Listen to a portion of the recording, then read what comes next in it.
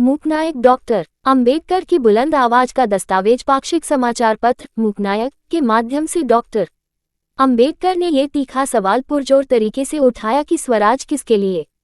क्या ये स्वराज बहिष्कृतों, अछूतों, दलितों के लिए भी होगा? क्या इसमें उनकी भी बराबरी के आधार पर सहभागिता होगी? या ये स्वराज सदैव से अछूत कहे जाने वाले लोगों पर अत्याचार कर रहे उच्च जातियों का स्वराज होगा? सिद्धार्थ मूकनायक के प्रकाशन की 100वीं वर्षगांठ के मौके पर हम याद कर रहे हैं डॉक्टर अंबेडकर के पत्रकार व्यक्तित्व को। उनकी पत्रकारिता का काल 1920 से 1956 तक विस्तारित है। मसलन मूकनायक का पहला अंक उन्होंने 31 जनवरी 1920 को निकाला, जबकि अंतिम अखबार प्रबुद्ध भारत का पहला अंक 4 फरवरी 1956 को प्रकाशित हुआ। इस अवसर पर हम डॉक्टर अंबेडकर के पत्रकार व्यक्तित्व पर विशेष श्रृंखला के तहत उन लेखों का प्रकाशन करेंगे जो उनकी पत्रकारिता पर केंद्रित होंगे, साथ ही जो उनके पत्रकारिता के मानदंडों, मूल्यों और उसकी वैचारिकी से अवगत कराएंगे।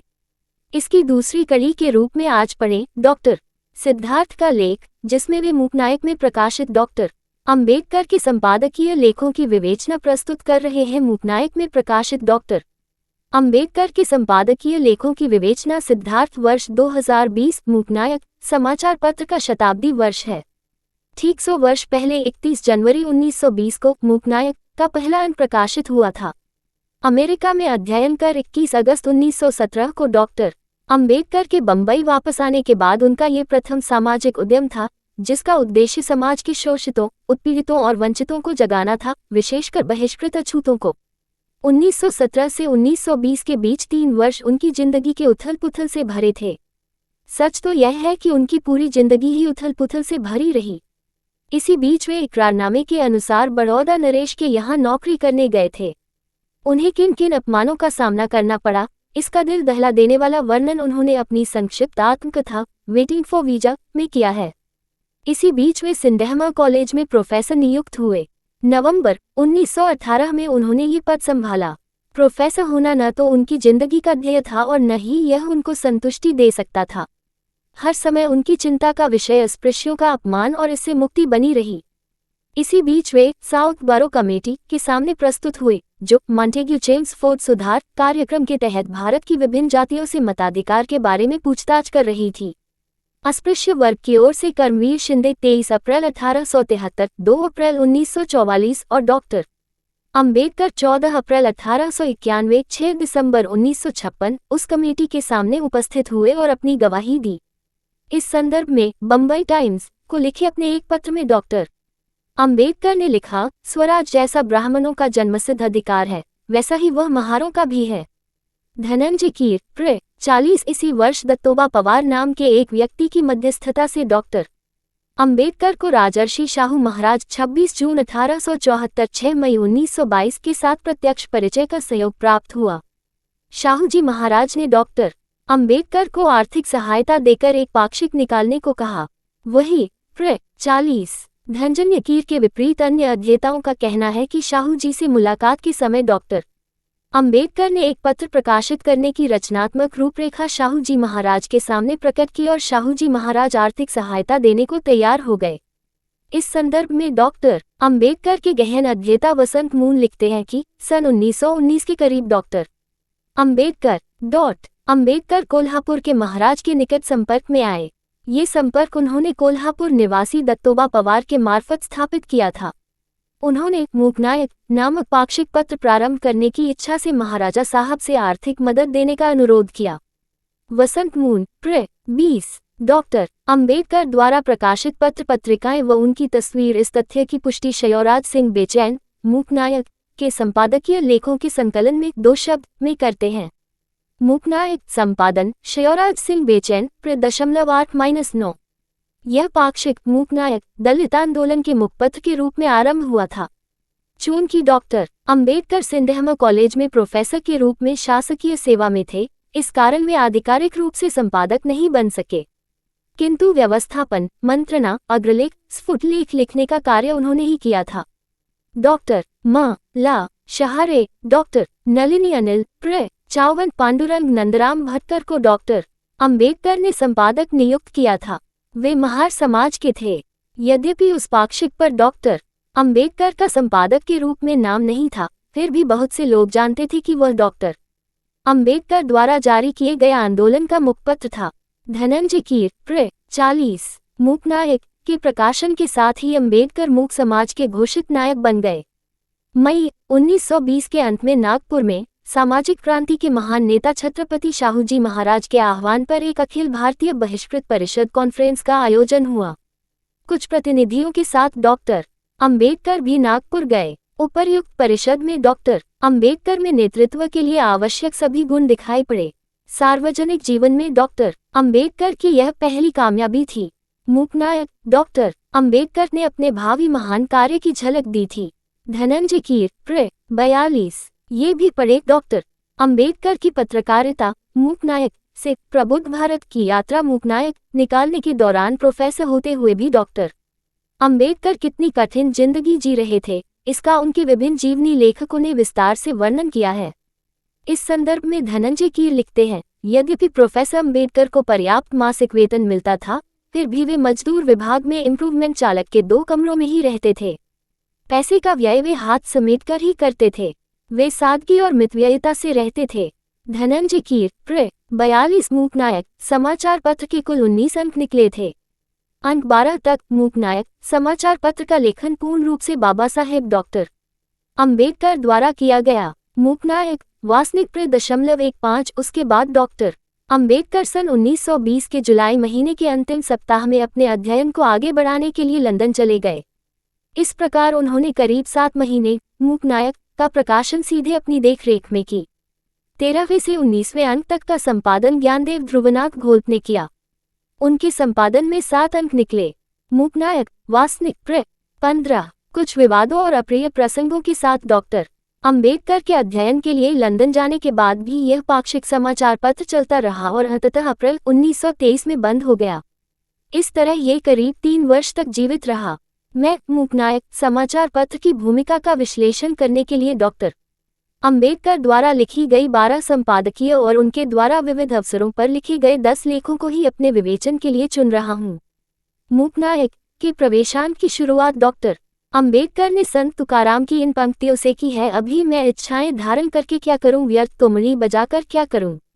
संसार में खामोश लोगों की कोई नहीं सुनता, अभी कोई लाज हित सार्थक नहीं। मूकनायक शयोराज सिंह बेचैन प्र 23 तुकाराम कह रहे हैं कि संसार में खामोश लोगों की कोई नहीं सुनता। मूकनायक समाचार पत्र दलितों की सदियों की खामोशी को तोड़ने के लिए डॉक्टर अंबेडकर ने शुरू किया था और करीब 7 महीने के भीतर ही उन्होंने दलितों की आवाज मूकनायक के माध्यम से देश के साथ साथ बल्कि विश्व पटल पर पहुंचा दिया। मूकनायक के निकलने के समय गांधी कांग्रेस की न केवल बागडोर संभाल चुके थे बल्कि सर्वसेवा बन गए थे। ब्रिटिश शासन से भारत के स्वराज की मांग जोर पकड़ रही थी। मूकनायक के माध्यम से मूकनायकों के नेता डॉक्टर अंबेडकर ने यह तीखा सवाल पुरजोर तरीके से प्रस्तुत किया कि यह स्वराज किसके लिए? क्या ये स्वराज बहिष्कृतों अछूतों दलितों के लिए भी होगा? क्या इसमें उनकी भी बराबरी के आधार पर सहभागिता होगी, या ये स्वराज सदियों से अछूत कहे जाने वाले लोगों पर अत्याचार कर रहे उच्च जातियों का स्वराज होगा? मूकनायक की पहली प्रति का मस्ट हेड डॉक्टर अंबेडकर द्वारा लिखे गए 12 संपादकीय में से 4 तो सीधे तौर पर स्वराज के प्रश्न से जुड़े हुए हैं और अन्य संपादकीय एवं लेखों में भारत में स्वराज का प्रश्न और उसमें बहिष्कृतों की हिस्सेदारी का प्रश्न केंद्रीय चिंता का प्रश्न है।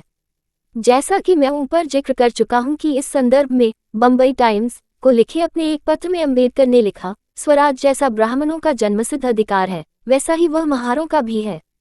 धनंजय कीर प्र 40 स्वराज्य का महत्व स्वराज्य में नहीं है, स्वराज के माता पिता वह स्वराज्य नहीं है, हमारे ऊपर राज्य करना है और स्वराज में हमारा आरोहण, उसका प्रमाण तथा उसकी प्रणाली, ये 4 सीधे स्वराज्य के प्रश्न से जुड़ी संपादकीय हैं। इसके अलावा घबराएंगे इसलिए मुसलमान ब्राह्मण न बन गए और क्या भैंसा कभी दूध देगा शीर्षक संपादकीय भी स्वराज में बहिष्कृत समाज की हिस्सेदारी का प्रश्न ही मुख्य प्रश्न है। मूकनायक के संपादकीय में बहिष्कृत समाज के लिए स्वतंत्र प्रतिनिधित्व की मांग की जरूरत को रेखांकित करते हुए वे लिखते हैं, जाति भेद और जातिद्वेष से ग्रसित भारत जैसे समाज में सच्चे स्वराज की स्थापना करने के लिए बहिष्कृत वर्ग को स्वतंत्र प्रतिनिधित्व की मांग करनी होगी।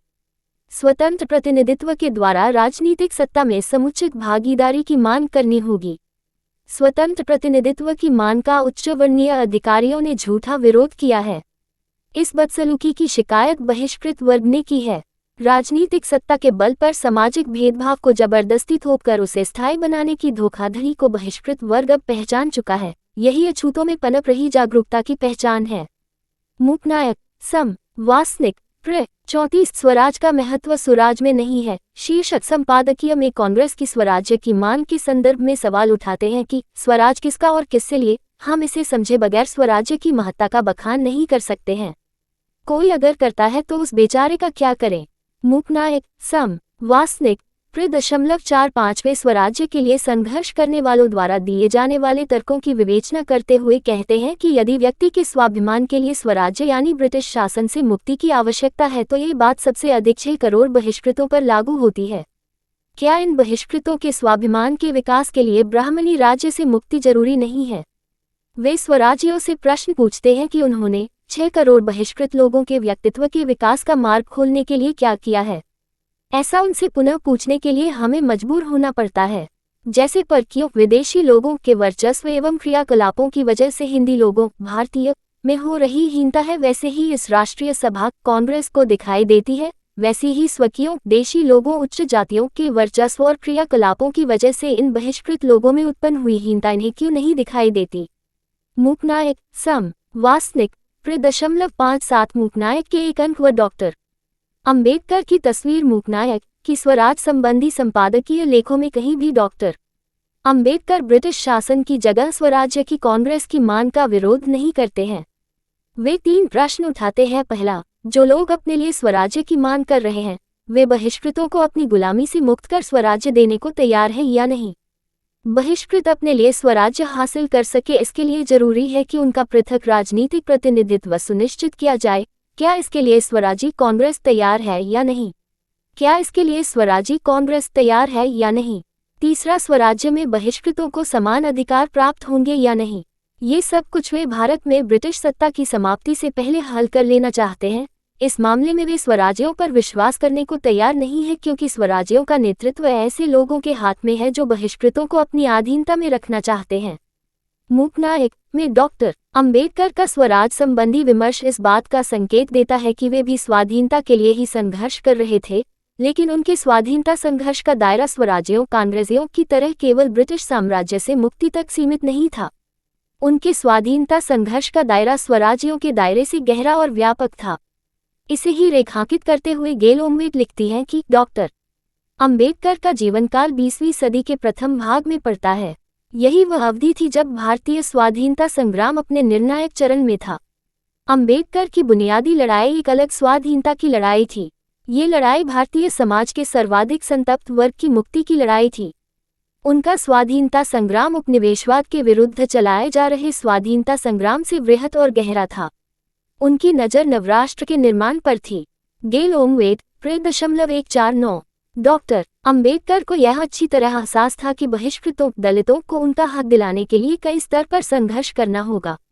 एक तरफ ब्रिटिश सत्ता से अपने हकूक की मांग करनी होगी, दूसरी तरफ स्वराज्यों से अपने हकों के लिए संघर्ष करना पड़ेगा। लेकिन ये सब तभी संभव है जब बहिष्कृत समाज शिक्षित बने और आपस में संगठित हो। मूकनायक की हर संपादकीय और उसमें प्रकाशित लेखों में इसे स्पष्ट तौर पर देखा जा सकता है। विशेषकर 21-22 मार्च 1920 को दक्षिण महाराष्ट्र बहिष्कृत वर्ग की परिषद मानगांव कोल्हापुर रियासत और 30 मई 1920 को हुआ अखिल भारतीय बहिष्कृत समाज परिषद नागपुर की रिपोर्टों में देखा जा सकता है। बहिष्कृत समाज की इन दोनों परिषदों की बहसों और कार्यवाहियों का विस्तृत ब्यौरा मूकनायक में प्रकाशित है। बहिष्कृत समाज के इन दोनों सम्मेलनों में विस्तार से इस समाज की अवनति के कारणों और इससे बाहर निकलने के उपायों पर विस्तृत चर्चा हुई। शाहू जी की उपस्थिति में हुई इस सभा की अध्यक्षता डॉक्टर अंबेडकर ने की थी। इस सभा में शाहू जी ने डॉक्टर अंबेडकर को अपना मित्र कहते हुए उनका अभिनंदन किया और मूकनायक समाचार पत्र की चर्चा की। उन्होंने कहा कि मेरे मित्र डॉक्टर अंबेडकर ने आज इस सभा का अध्यक्ष पद स्वीकार किया है। मुझे भी उनके भाषण का लाभ मिलना चाहिए, इसलिए शिकार छोड़कर यहाँ आया हूँ। मिस्टर अंबेडकर मूकनायक समाचार पत्र निकालते हैं तथा सभी पिछड़ी जातियों का परामर्श लेते हैं। इसके लिए मैं उनका सम्मानपूर्वक अभिनंदन करता हूँ। मूकनायक सम वासनिक .91 सभा ने ये निष्कर्ष प्रस्तुत किया कि हमारे बहिष्कृत वर्ग की स्थिति जन्मसिद्ध अयोग्यता और अपवित्रता के कारण बहुत चिंताजनक हो गई है। सदियों से उन्हें अयोग्य और अपवित्र मान लेने के कारण आज उनका नैतिक दृष्टि से स्वबल और स्वाभिमान नष्ट हो गया है। मनुष्य की उन्नति के लिए स्वाभिमान और स्वबल का होना आवश्यक है। मूकनायक सम वासनिक 90 इसका कारण प्रतिकूल परिस्थितियों को मानते हुए परिषद ने एक स्वर से डॉक्टर अंबेडकर का समर्थन करते हुए कहा कि प्रतिकूल परिस्थितियों को अनुकूल बनाने के उपाय सुझाए जाते हैं, परंतु इसके लिए हम लोगों को राजनीतिक बल प्राप्त करना चाहिए और हमें जातिवार प्रतिनिधित्व प्राप्त करना चाहिए। जातिवार प्रतिनिधित्व के बगैर राजनीतिक शक्ति प्राप्त नहीं होगी। सत्यमेव जयते खोखला सिद्धांत है। सत्य पर विजय प्राप्त करने के लिए हमें अपना आंदोलन जारी रखना चाहिए। मूकनायक सम वासनिक .91 डॉक्टर अंबेडकर दुनिया के उन व्यक्तित्वों में शामिल थे जो अपनी प्रतिबद्धताओं और प्रयोजनों को छिपाते नहीं थे। उन्होंने साफ शब्दों में बार बार यह घोषित किया था कि उनकी पहली प्रतिबद्धता अस्पृश्य कहे जाने वाले लोगों के प्रति थी, न केवल मूकनायक के संपादक के तौर पर बल्कि 1939 में भी उन्होंने अपनी इस प्रतिबद्धता को पुरजोर शब्दों में इस रूप में प्रकट किया, जब मेरे निजी हितों और देश के हितों के बीच कोई टकराव रहा है, मैंने हमेशा अपने निजी दावों के मुकाबले देश के दावों को ऊंचा दर्जा दिया है।